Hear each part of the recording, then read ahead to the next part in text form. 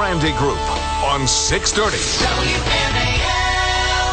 8:07 on the Grande Group. Brian Neiman, Fred Grande, and if it's a Friday, Mrs. Fred is here. I'm right here, in place. Absolutely, the long wait is over. Mrs. Fred here at 8 o'clock, which means we continue our discussion about understanding Islam, otherwise known as Domestic Terrorism 101. What does soft jihad really mean for us in the United States? I'm going to turn this over to Mrs. Fred in just a second, but I will say we got interested in this particular topic we're going to go to this morning because we happened to come across a video in the last week or so, which we are about to post on our website if Heather hasn't done it already. It is rather lengthy, but it is by a Norwegian guy who moved to Oslo from Baghdad and discovered some very interesting parallels between Islam and communism. And on that, I yield to my distinguished colleague and life partner. Right, and this is a Muslim man who moved from Baghdad, and he did this video, which is a very kind of unassuming,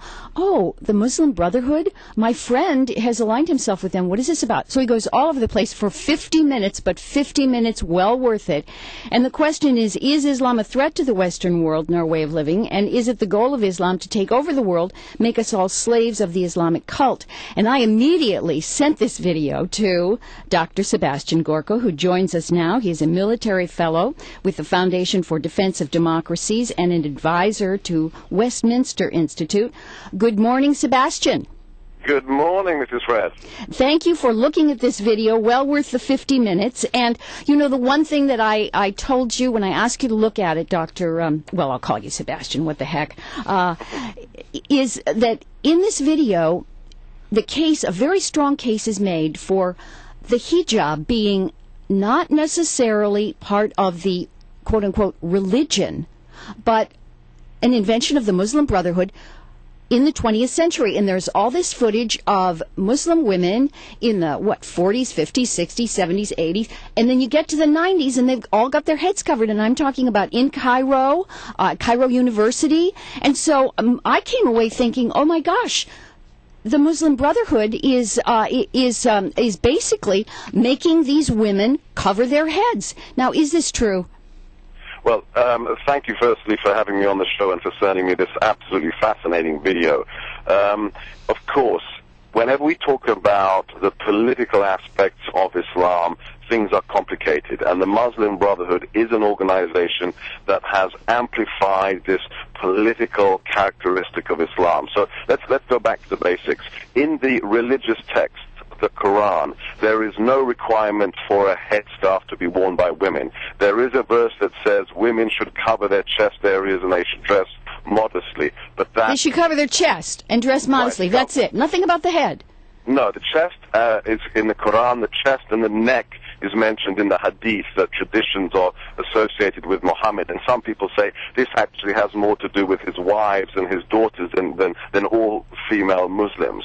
But what most experts say today is the headscarf actually predated Muhammad and the creation of this construct of Islam. It was a tribal tradition amongst the Arab tribes of the peninsula where Mecca and Medina are found. So it's an old tradition. Now, the Muslim Brotherhood knew about these tools, and as you say, in the graduating photographs of Cairo University from 1960, 1970, 1980, and 1990, what do you see?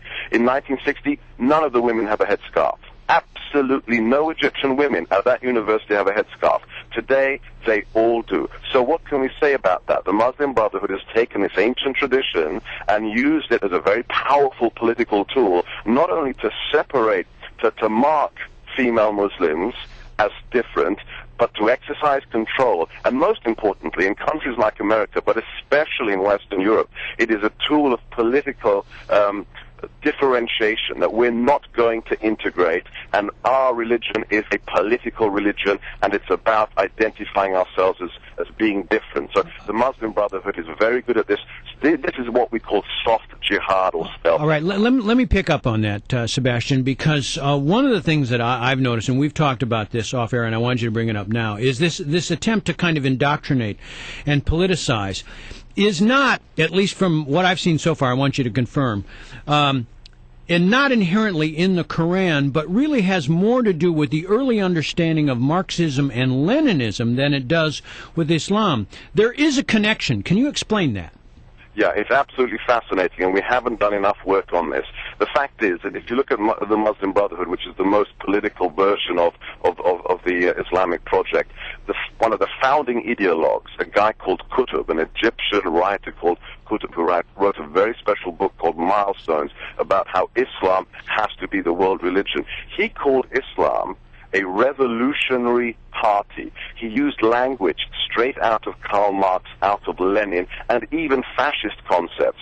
One of the phrases you will hear Bin Laden and Ayman al-Zawahiri use again and again and again is the vanguard, that Al-Qaeda is this elite group of people who have the truth and they must lead the way in a world revolution. This phrase is right out of Marxist thinking, right out of Leninist thinking, and they actually use other concepts from fascism. So here, what can we say? What's the therefore of all of this?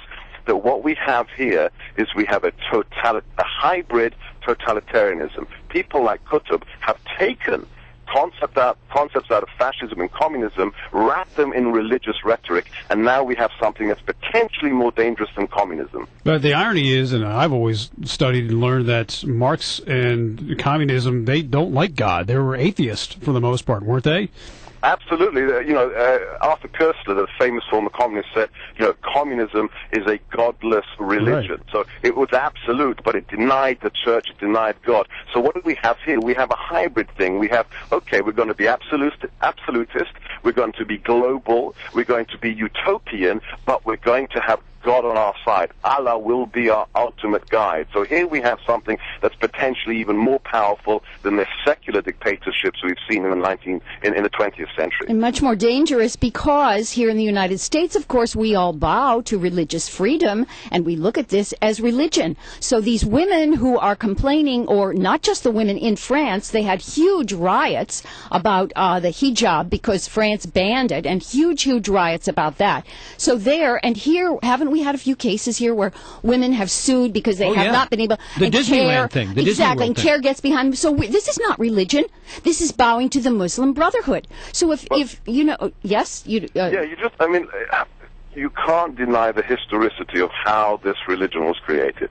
And one thing that marks Muhammad and separates him from Abraham, from Jesus Christ, is that this individual wasn't just a prophet. He didn't just say, I have Holy Scripture dictated to me, and that's the Quran. He was actually two other things. He was a head of state. He was an incredibly powerful politician by the time of his death. And secondly, he was a military leader. He was a very successful warrior.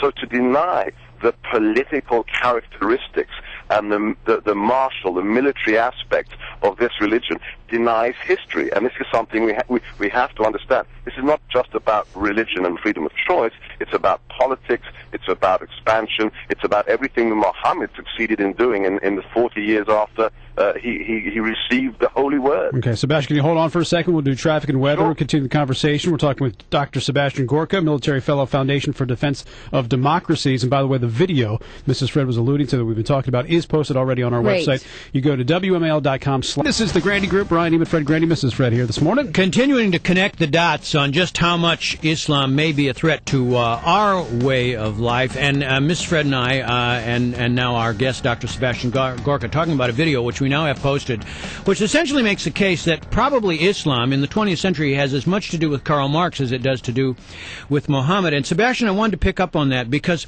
I noticed in the video, and you probably noticed too, the guy who is apparently the current presider over the Muslim Brotherhood, who was in a scene in Cairo not wearing traditional garb, looking like he was a K Street lobbyist, very much Western. And I'm thinking to myself, okay, this guy supposedly represents the Muslim Brotherhood. Al-Qaeda is essentially representing the military wing.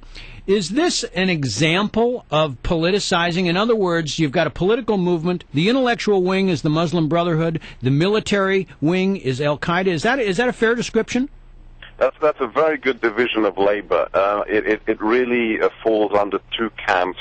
that work hand in glove. It's the violent jihadists that we're all focused on, obsessing on, that we think we understand, such as Al-Qaeda and all the associated movements, Al-Shabaab and everything else. Those guys that use bombs, hijack planes, and shoot people. But on the other hand, they work to the same ultimate goal as organizations such as the Muslim Brotherhood, such as the Organization of the Islamic Conference, which are about soft jihad, non-violent ways of achieving political supremacy.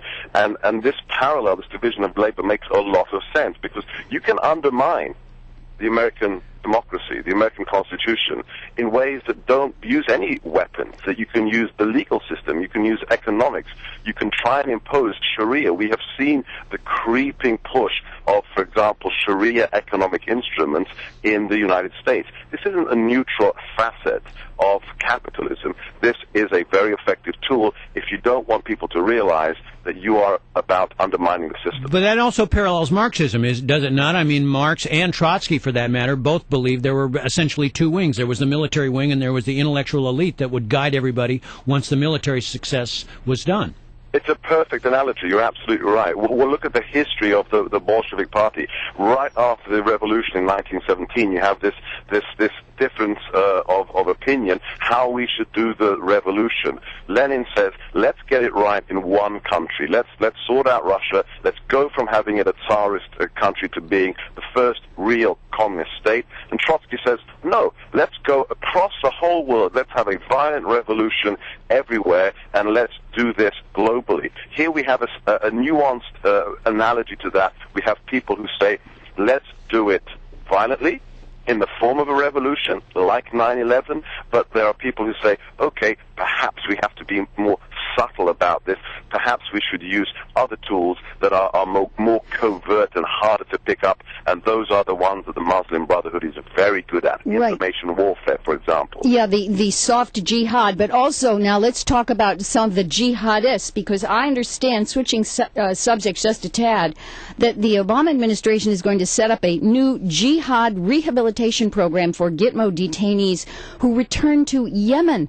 And this one is modeled on the one that failed so badly in Saudi Arabia. At least that's what I read, that Hillary Clinton told President Saleh of Yemen, and he's been pushing for this jihad rehab place funded by the United States for years. Funded by the United States. The Bush administration, I understand, Sebastian, said no for very good reason. What light can you shed on this?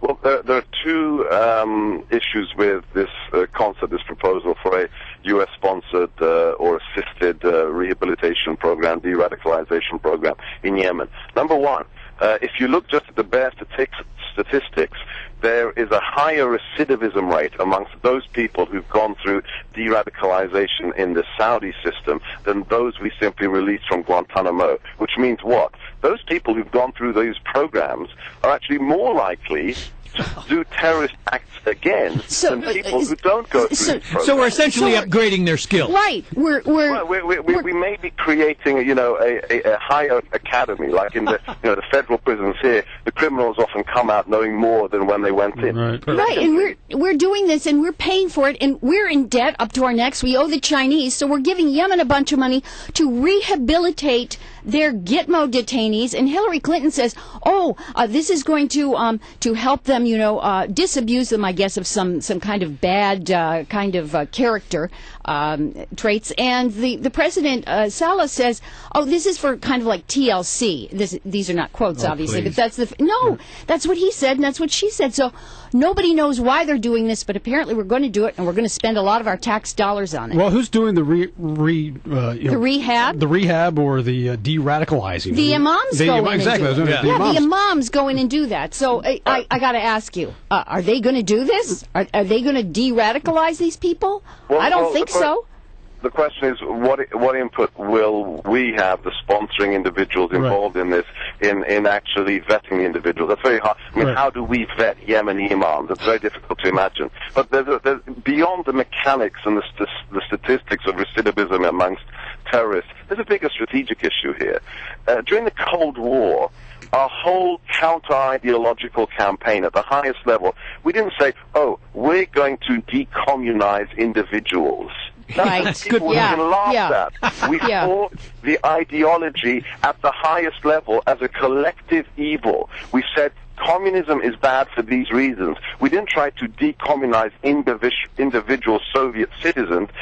That's just crackers. We said this is a construct that is global, is antithetical, and wants to destroy us. Let us deal with it on the terms of an ideology that is global and face it with our own information campaign, which was ultimately very successful. Right. So don't deal with individuals.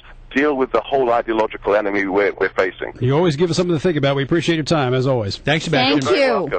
Welcome. Dr. Sebastian Gorka, Military Fellow, Foundation for Defense of Democracies on the Grandi Group, 823.